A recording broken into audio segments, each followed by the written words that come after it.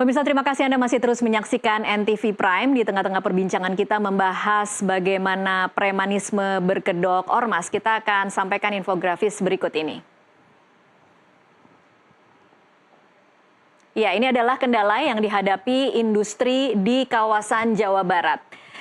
Kita bisa lihat bahwa 51,1% ini memang mengatakan bahwa LSM dan ormas itu adalah salah satu kendala yang dihadapi para pengusaha di kawasan industri di Jawa Barat.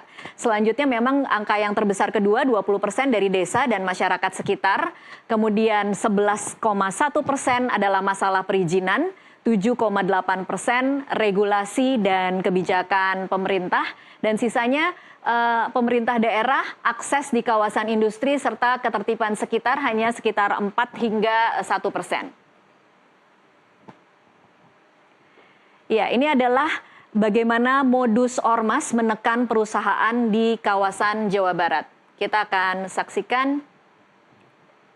Yang pertama, mereka biasanya akan menuntut SPK, surat perjanjian kerjasama pengolahan limbah.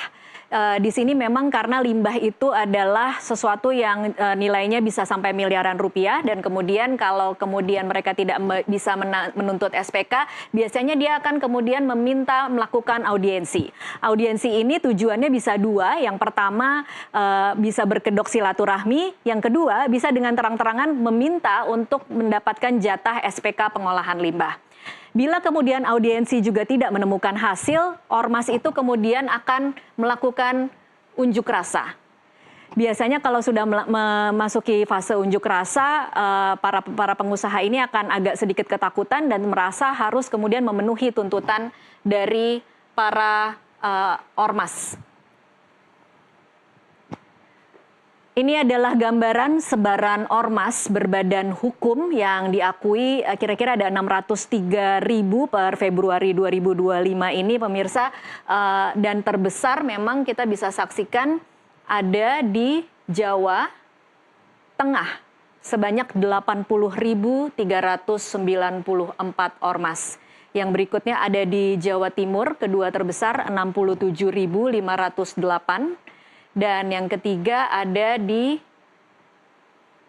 Jawa Barat sebesar 27.699, dan disinilah memang yang kemudian kemarin terjadi masalah Ormas Grip Jawa Barat melakukan pengerusakan dan pembakaran mobil polisi.